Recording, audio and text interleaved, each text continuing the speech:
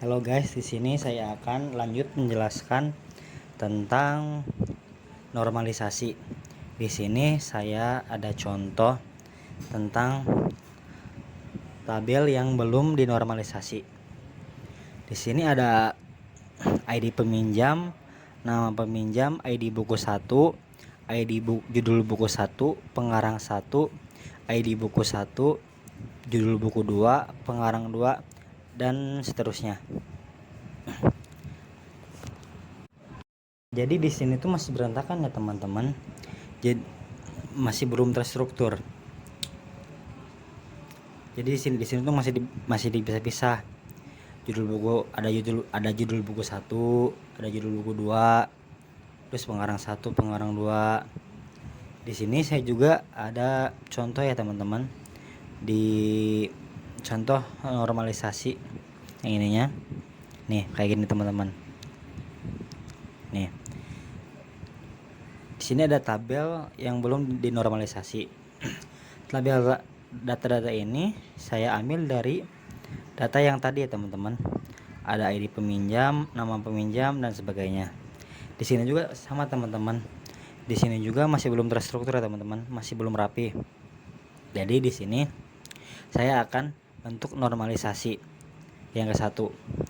Normalisasi yang ke satu itu teman-teman, setiap atribut yang bernilai tunggal atau tidak ada pengulangan pada setiap barisnya.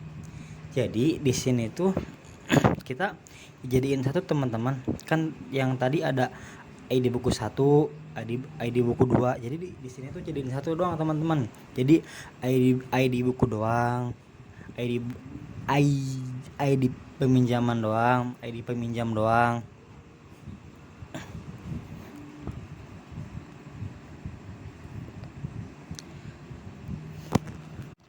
Oke, di sini ada syarat berikutnya teman-teman. Tadi yang pertama tuh ya, syarat yang pertama ya, yang syarat yang kedua yaitu terdapat ketergantungan parsial atau menentukan candidate key yang akan dijadikan primary key. Jadi di sini kita menentukan candidate key yang akan dijadikan primary key. Jadi candidate key itu calon yang akan dijadikan primary key. Di sini yang kemungkinan yang menjadi primary key yaitu ada 3 ya teman-teman. Ada ID peminjam, ada ID buku, dan ada ID peminjaman. Di sini juga nih yang tadi yang di syarat 1 penjelasannya, sudah tidak ada pengulangan atribut seperti tabel sebelumnya yang belum dinormalisasi. Yang tadi ya teman-teman, yang sudah saya jelaskan sebelumnya. Jadi di sini itu sudah tidak ada pengulangan seperti ID buku 1, ID buku 2, dan seterusnya.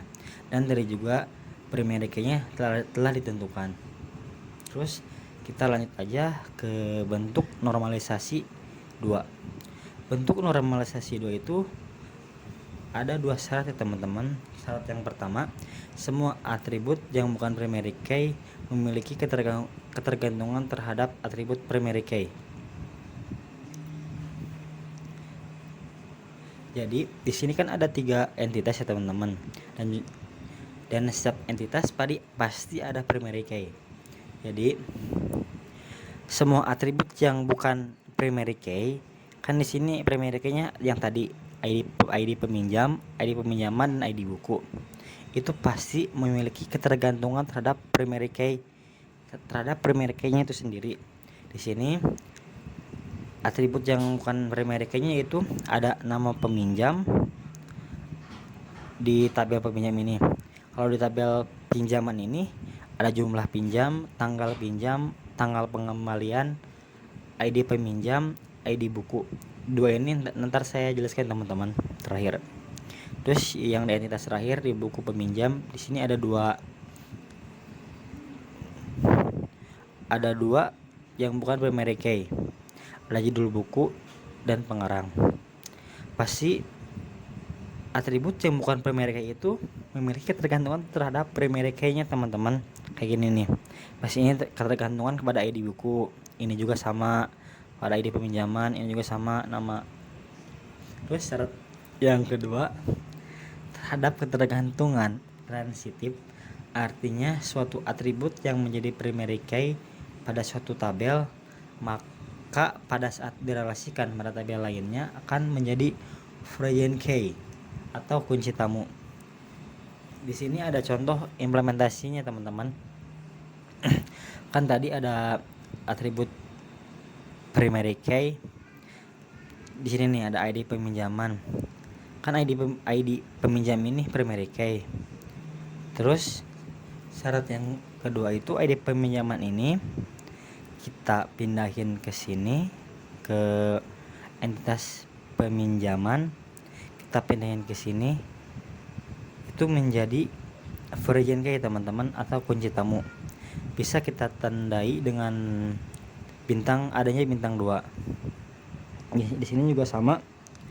Yang primary key tadi, yang primary key di entitas buku pinjaman. Di sini juga kita pindahin ke tabel ini ke entitas yang ini, ke entitas pinjaman, kita pindahin ke sini. Di sini dia menjadi foreign key teman-teman, kunci tamu, bukan menjadi primary key lagi. Oke teman-teman, kita balik lagi ke tabel yang tadi yang ada di Excel. Teman-teman, nih kayak tadi nih teman-teman, kan ini bentuk tabel yang belum dinormalisasi, yang tadi yang belum terstruktur, kita normalisasikan bentuk normalisasi yang ke satu. Nih di sini jadi ada satu semua teman-teman, jadi lebih terstruktur lah, lebih rapi. Yang tadinya ID buku ada 2, terus judul bukunya ada 2, pengarangnya ada 2, di sini disatuin menjadi ID buku doang, judul buku doang, dan pengarang doang. Terus lanjut ke bentuk normalisasi yang kedua.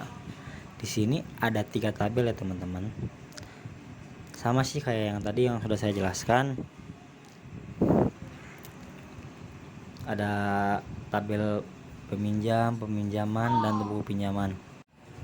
Jadi tujuan normalisasi itu untuk menghilangkan duplikasi atau kerangkapan data, mengurangi kompleksitas data, dan mempermudah memodifikasi data. Oke sih, paling segitu doang teman-teman yang dapat saya sampaikan. Kurang lebihnya mohon dimaafkan ya teman-teman.